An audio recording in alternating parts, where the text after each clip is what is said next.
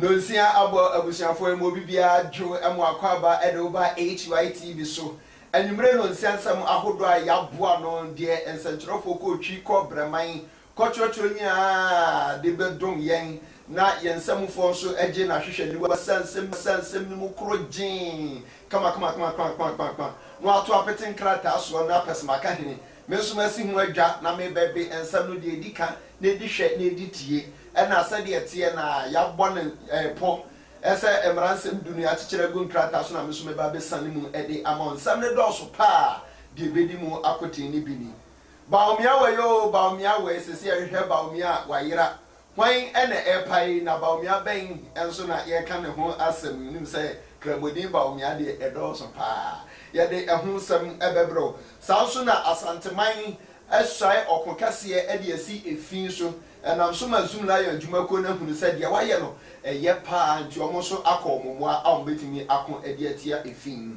ensem bi ka we no ho ene asi hu nkonya ayede ba besom se anwumre nonsia akankase ewo Hytvgh social no so se kase no yabɔ ne boa ne dosopo no egu Hytvgh gh ewo Facebook ena afensu ko YouTube nso a yedem live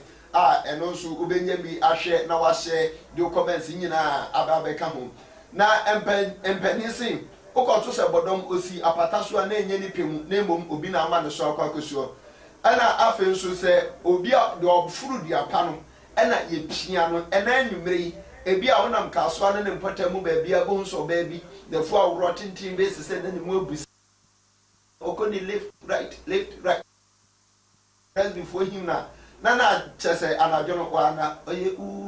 na bibia ko ye man pa no obi apia no anajo na anwumre no wo mo apia ye me ho ye lelele me ho ye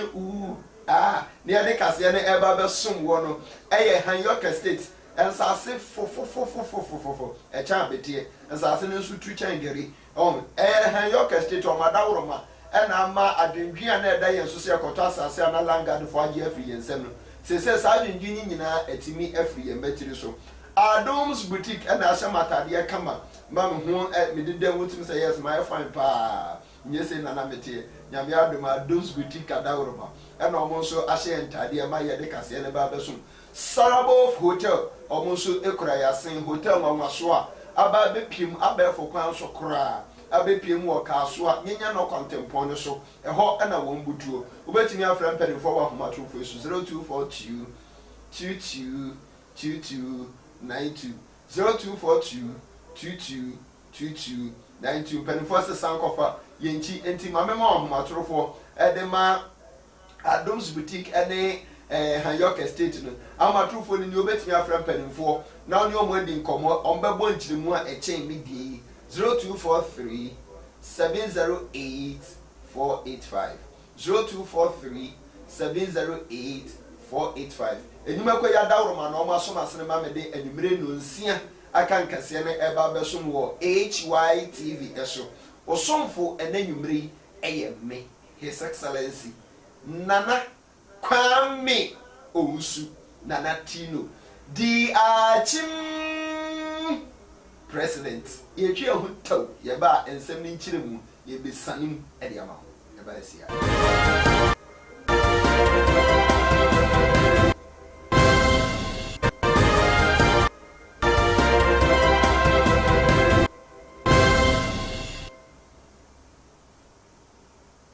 abushia ya mu akwaba se afei na do afidie na to e ka se ha Hytvgh enwumre no nsia akankase ena ne braso ayede esom wo no se wanya bi ehwe wo phone so Facebook ani YouTube asida kase pa no yede ma Uncle Ben ono na die nemu tamye sakroma wacha akokoba na yede nemu frama musa ye hye ensem no ase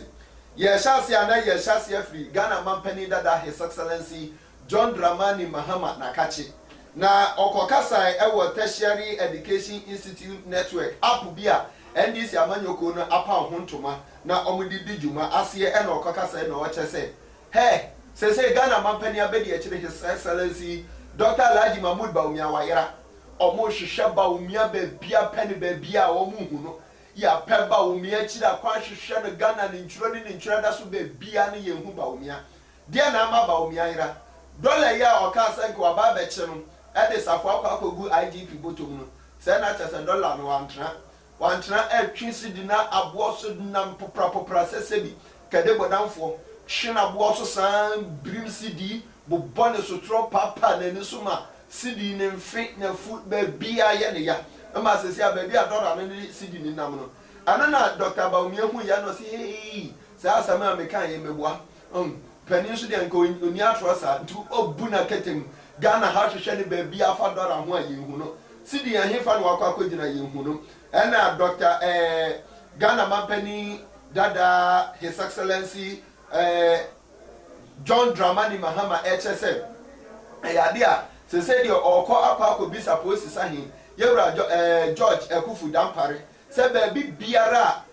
safua ehye na His Excellency Dr. Alhaji Mahmoud Baumia akwa te bia no omo onfa safua ne ma no mko bienu no mechi dollar no onchi ni nyina ho esa se ba bi a dollar ndi si di ni nam de omeka so omo bojo so a na omo boa enyo omo anika kura enti ba bi a IGP wo bia no omo ntene nka na safua no ekura na onfa nkonko bie eden biara His Excellency Dr. Alhaji Mahmoud Baumia eshemu no omumie na omunko yi ni pie no omechi dollar no ma esa se ba bi a bi ni de ayeden atama esh yes so free Ghana Mampani Dada His Excellency John Dramani Mahama ni nsem so na ye ko akwa kopim awo information minister yewra John Opon Nkrumah na kachi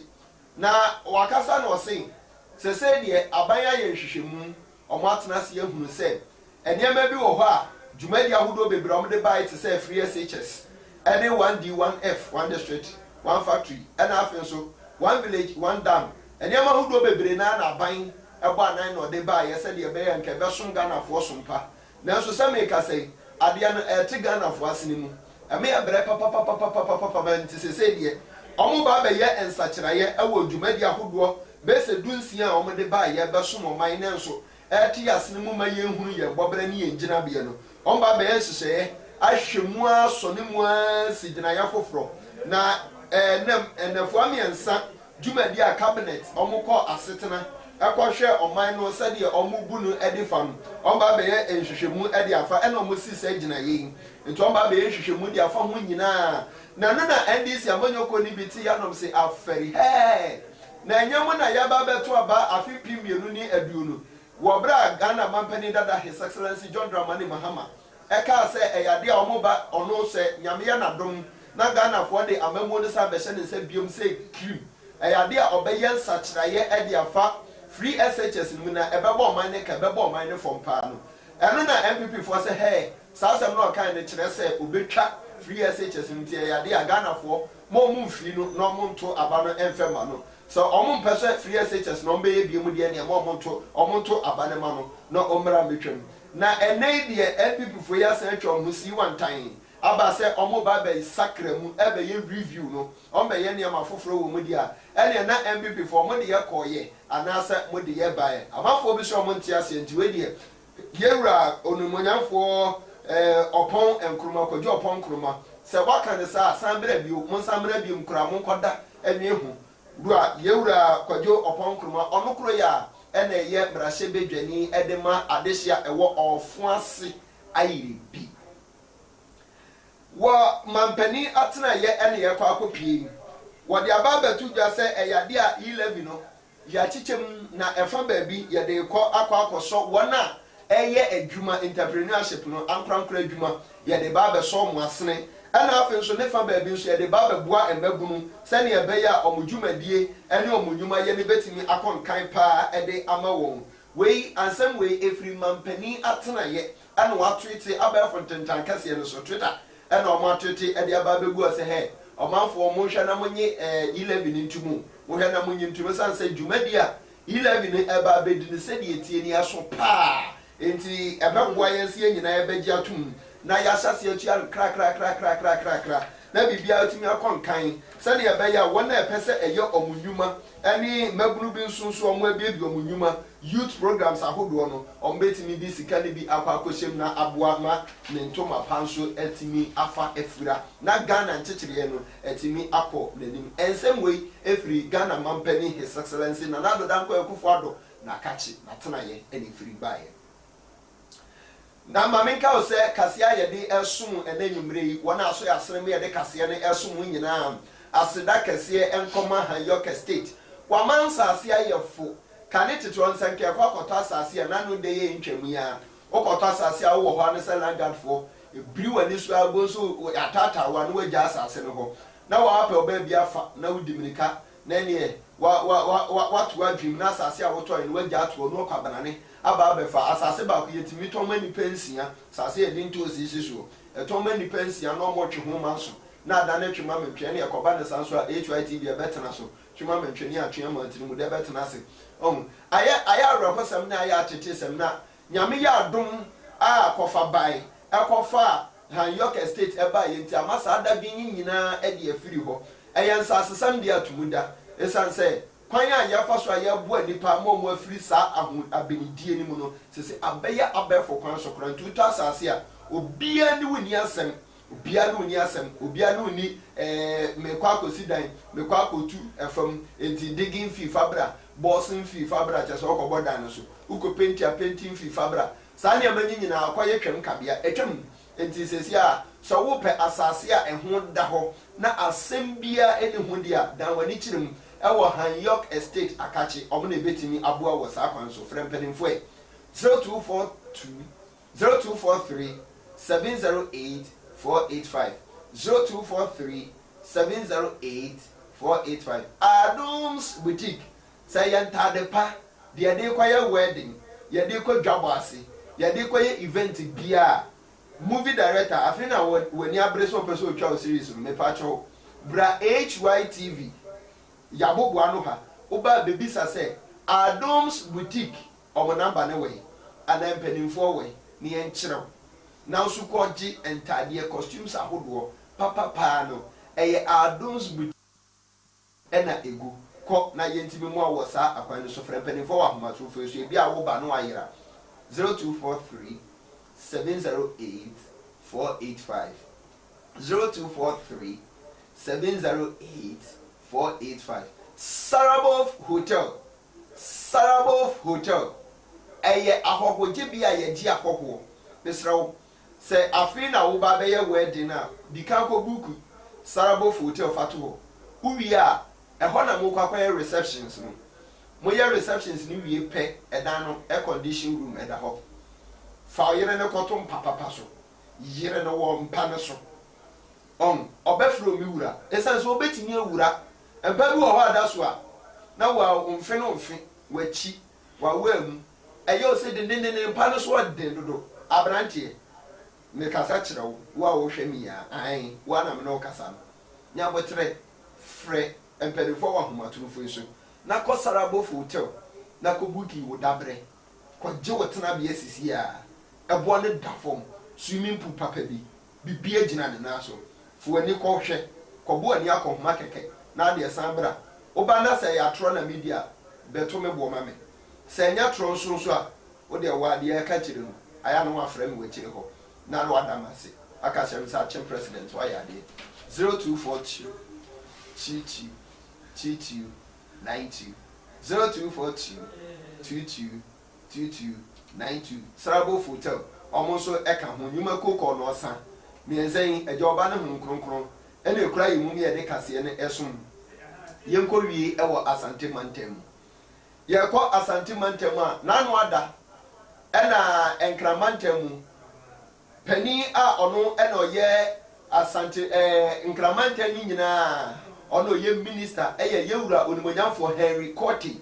ɛna osai ɔkokɛseɛ ɛtai Ghana mampani His Excellency Nana Addo Dankwa Akufo-Addo na nisu adi hu ɔse ɔbɛma nkran ati nyinaa no ɔtai ekyire ɛyɛ hyehyɛyɛ na ɔde dwumadi bi ba yɛ se ne sɛ operation clean your frontage na kyerɛ sɛ yɛnbɔ yɛnsiesie yɛaboboa no yɛmprɛprɛ hɔ na wobrai enkramanta mu sha se edi sa adwuma no tumi se eboai pa mankran man mu no ente ya kra ate kakra eya ne sa ena asantemanta mu so ahunu ena mpanimfo asantemanta mu mpanimfo nyina komutira bom hu se sa de ne ye enti ene abaya omo so besai okon ade asi efin so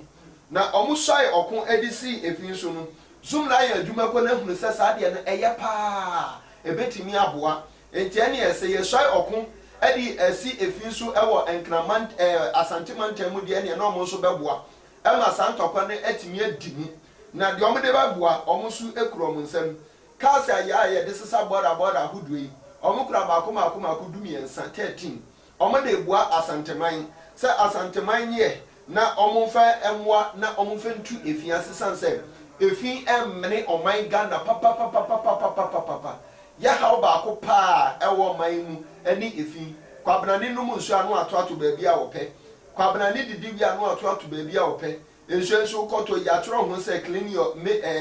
ma woman no emunti agoragen enso obenu mawie ato baabi ope se nyame ayadoma asantefo mpanifo enso aso saada ye bi so mo bema asantemamu ateboa magana ati se nwan asechoba chense ya hohuru mu foforo ne dia ene no mo nso kasa hudui ene omde beboa wo bodwa data epa hontoma ne mpanifo a ekọ dwumadie ni bi ase ene asantehene yewura oti kokoso otumfo ose tutu a otoso mienu sanso na asantemantemu minister Simon Osei Mensa onoso ekọ dwumadie no ase bi sanso na pani a oyetitinani edema Jospon Groups of Companies Dr. Joseph Sian Japan ene aban krache mpanimfo bia eka ho ekọ boaye ema dwumadie no ya pa kasa hudo nyina ho ntoma a omde ba bekon ede etia efin ewo asante mantem ewie de da ye koso ya ni petri ensam a ye de brewo no aha na brebe makwan ama ye de nyina esi de di mo akoti ni bini Ghana mampani dada His Excellency John Dramani Mahama boda urotia mu se Dr. Baumia Waira enti omo hwehwe na kira kwan den so omra na omechi dollar no na baby a dollar no DC di nam no anhwe na baby a ye kono ateche kase pa amana donkom ene ye kwa akotomu yenya tum se songwan dia ene na oman no agese ye ton na obi ache na obi ade ni bie ekotena efi sanso ena ye kohwe asantemantam mpanimfo asondaye ehunu se omo so ma asantemam ti a eye enti wabo dwadata ema zoom la yo dwumako no so akwa boa one day cars mako dumi ensa akọboa won se wanye no mfa nkuntia efin na aboa ama Ghana yapomodin atimi agina brane ensem bi kan we no hu ana ye de beso se anumene no nsia akankase ewo Hytvgh eso nyumako ya dawroma ena so ya sene me ye de brewo asida kase yato e de ama Yorke State Adams Boutique ana Sarabo Hotel nyumako miensen ejoba ne sunsun kronkron ena omo aboa yen ema ye de kase no ebesom ho na afenso asida kase ne nkoma production crew nyina Benedict ena de ye famu abefo ntenta kase no so uhunu yen ba o TV so no phone so na o hwen bia Facebook anase YouTube Hytvgh na asida kase no eye Benedict ana ode nam se menshia the triple action na trimu de ene ye general manager ene ebusuafo nka ye nyina executive producer eye Mahana oni nikunu sakwade owura sakwade omo ena ekura yemu abrochifo amohwe ye nyina na mode aye time ebre no so ya na mo click na dem nya beto mo na mo hwe masre saa asida kese no eye mu nyina modia yankopon so bibia sa wo jebre na wo so otimi hwe na wo share e wo Facebook no kenkanfo anmire eye me His Excellency Nana Kwame Obusu Nana Tino di achim president yami adoma e kina no pa ye be sen hye bi